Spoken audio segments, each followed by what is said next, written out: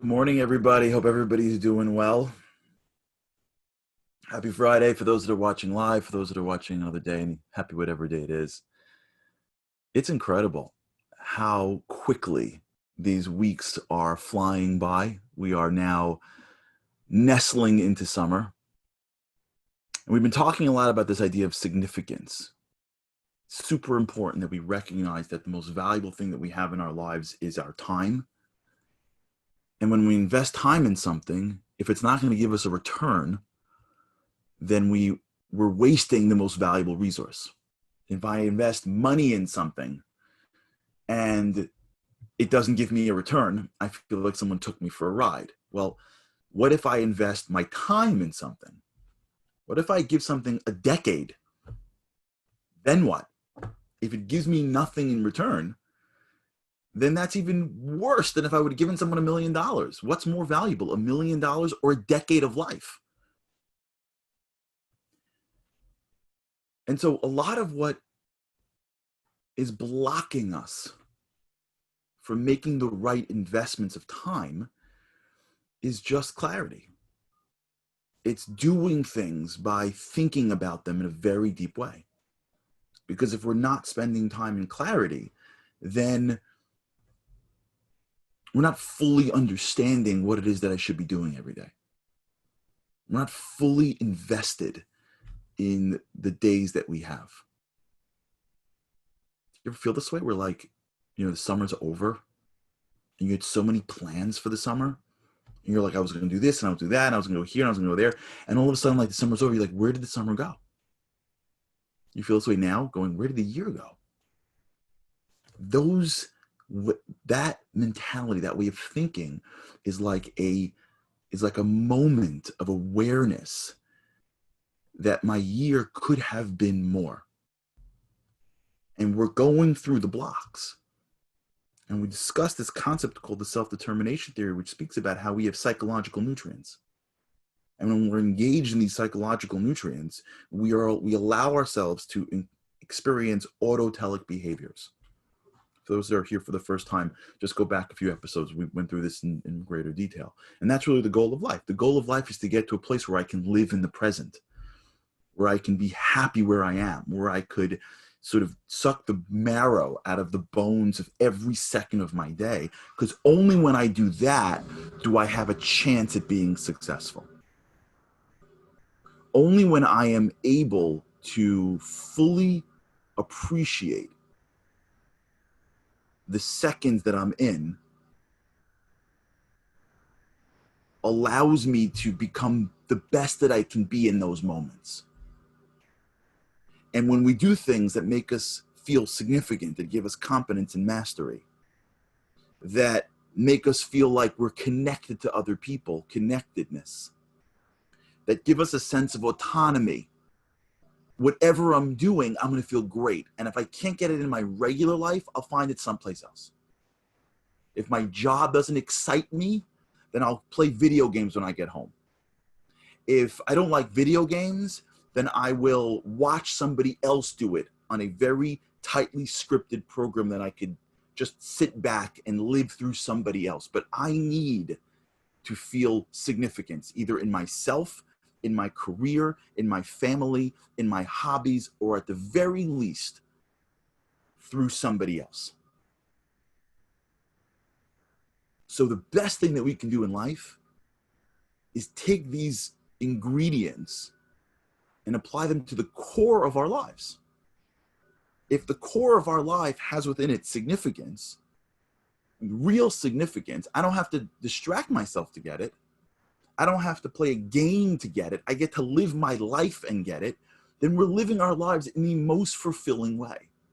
That's why some people live their lives and they're just like, they just live differently. It's because they've stumbled or thought about it. I don't know how to get there. And that's our goal. So we started speaking about significance. And we started talking about how significance is a spiritual need. It comes from the interplay between our animal soul and our angelic soul, between our origins from the dirt and our real origins, which is a piece of God. Our body stems from the dirt, our soul stems from God, and they conflict. They conflict. And am I a very earthly person? Am I looking to do things that earthly things do? To indulge in whatever I want to bring into my body? To accumulate the most stuff? Do I count my significance based on how many things I have?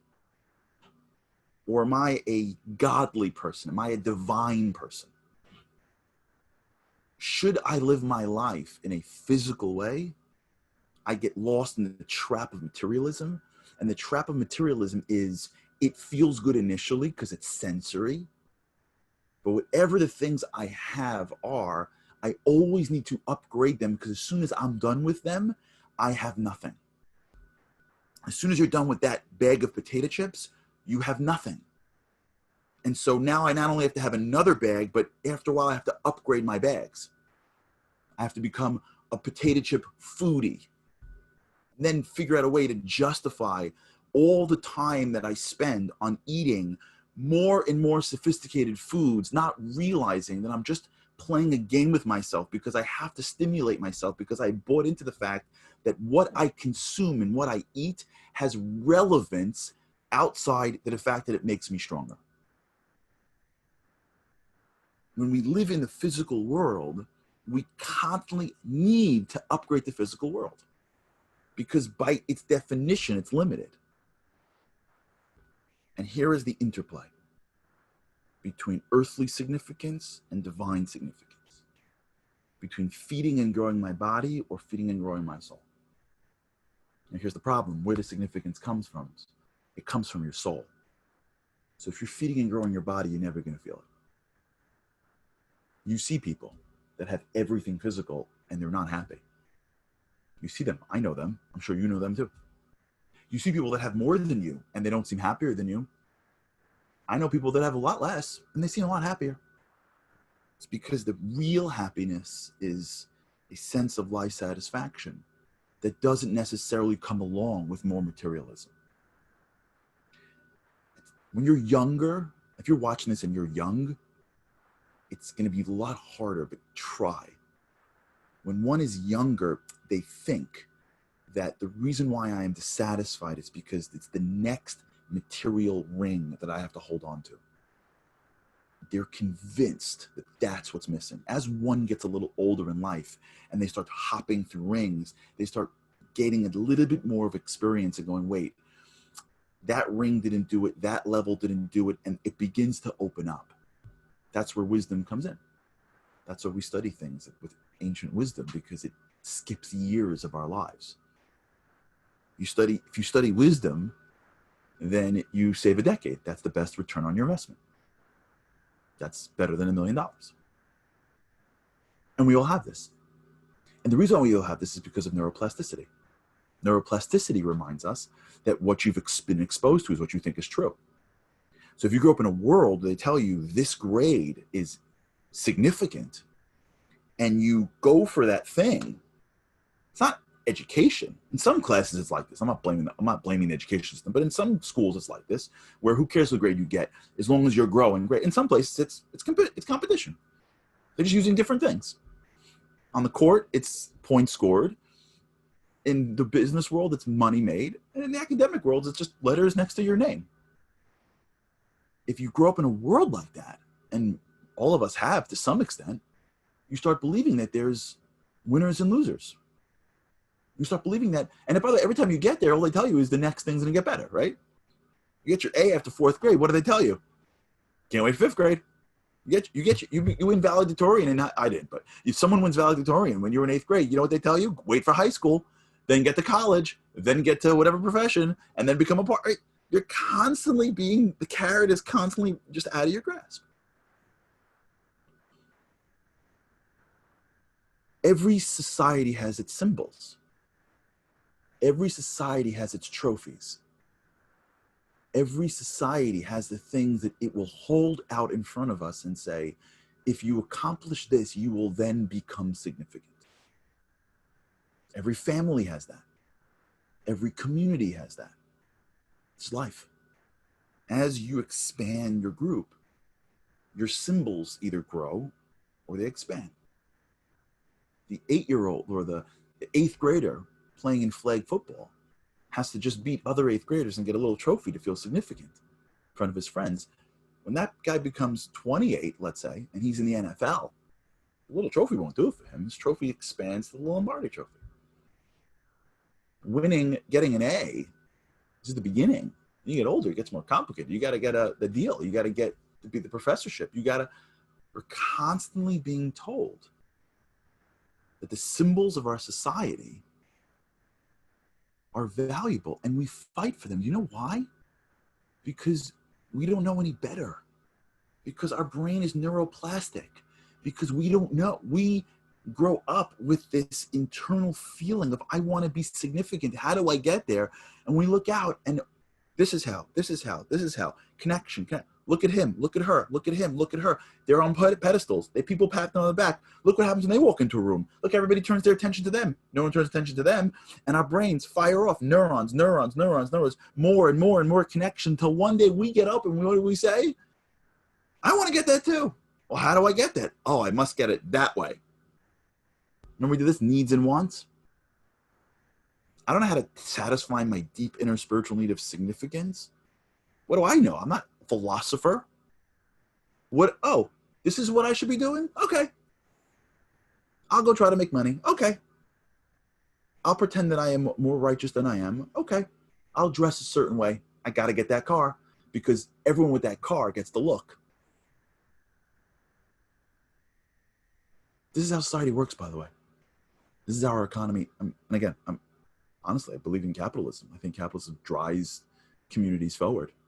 If you study the works of Vanderbilt and Rockefeller and Carnegie and, Morgan and Edison, Tesla and Westinghouse, if you study these guys, you know that the entire beginning of our country was not built by politicians. It was built by capitalists. Now, they did things that I don't agree with, but they drove the world forward.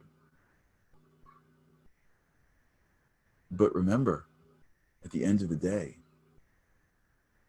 what we're really looking for is not winning. It's not beating somebody. It'll never really take us there.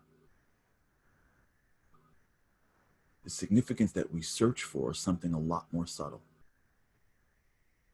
And it's never going to come by pursuit of symbol alone. It's never going to come by getting to the next level of what society says is important. This is where we have to delve deeper and understand really what we're after. And when you understand what you're after and then you marry it back to your life, you can accomplish the same physical goals, but those physical goals have very different spiritual meanings. So let's go to some wisdom. King Solomon, the wisest of all men, said something that was so subtle, but so powerful that we almost laugh. I don't really laugh at it. We almost roll our eyes at it. Ask anyone with ambition. And when they see this line, they're like, yeah, right. King Solomon says, better go to a house of mourning than to a house of festivities. King Solomon says, if you have an option to go to a funeral or to go to a wedding, go to the funeral. Does that make sense? How morbid could he possibly be? The wisest of all men. But he's getting at something very deep. It's something that we all know.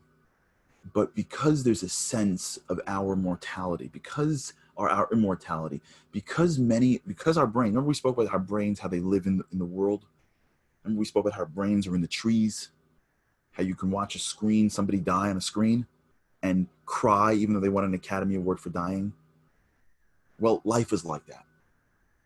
And although everybody knows intellectually there'll be a time, hopefully Messiah will come and it'll be good, there'll be a time where we'll all ultimately end up perishing.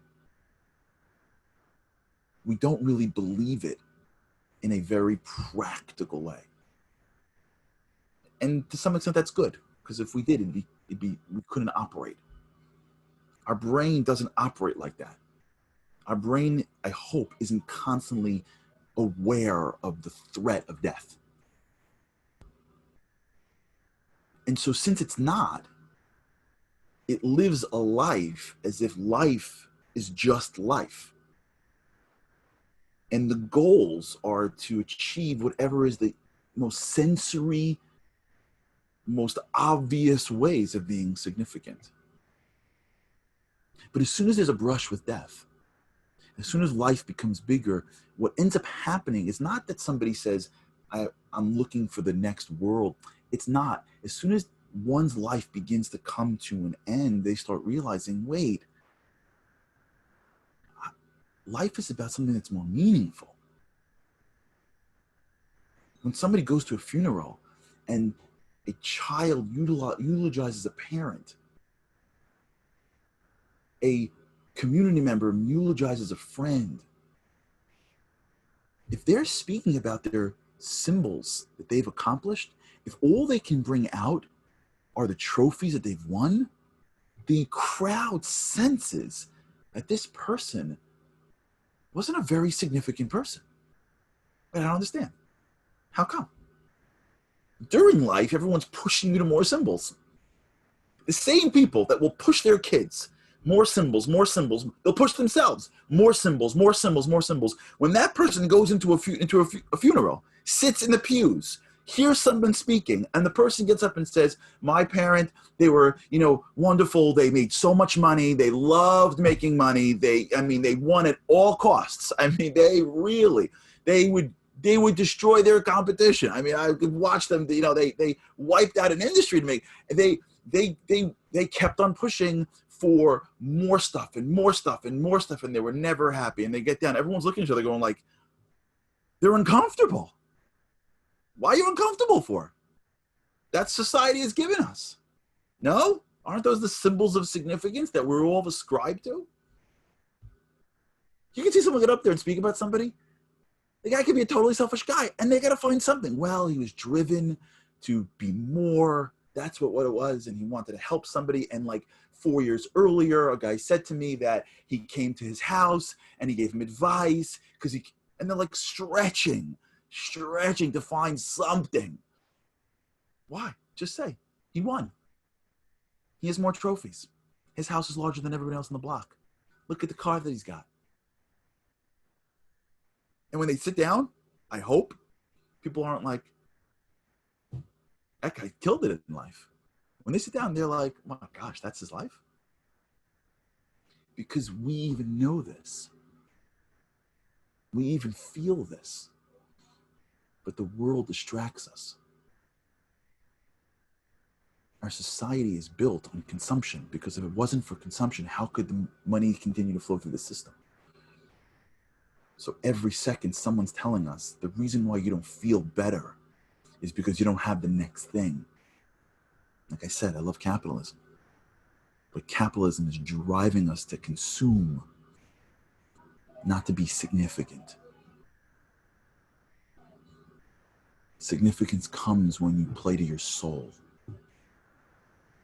And the difference between someone who plays to his soul and someone who plays to his body is the difference of one core perspective, which we will spend the beginning of next week talking about.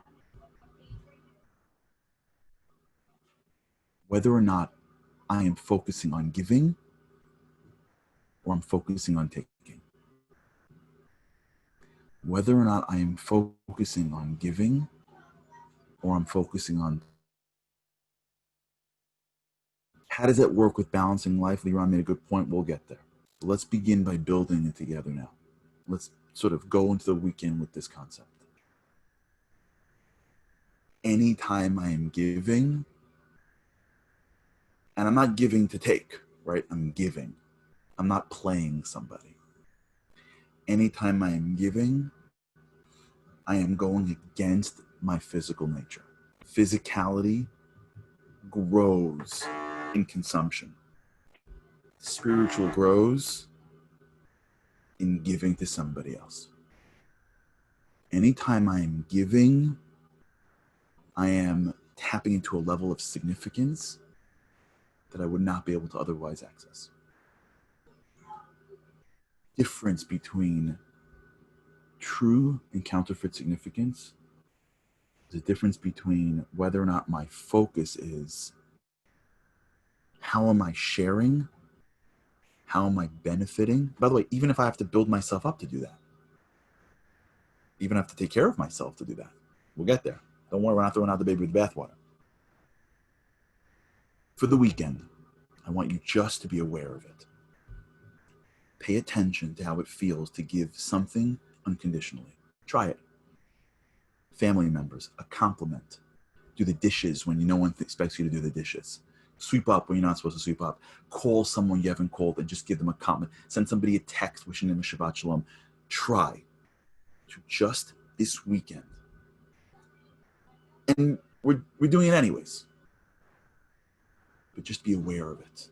Start to sensitize yourself to that subtle difference between when we're taking for ourselves, when we're giving to somebody else. Next week, we're going to build on it, because when we start to build on this and bring it back into our lives in a healthy way with God's help, we're going to start to draw the path of true significance. All right, everybody have a great weekend. Shabbat Shalom. Hope and prayers that all of us continue to grow in the way that we're supposed to be the people that we can be, to live lives that are not good or great, but to live lives that are awesome. Thanks so much for tuning in. It's an honor to be with you. With God's help, I cannot wait to speak to you again on Sunday. Shabbat Shalom.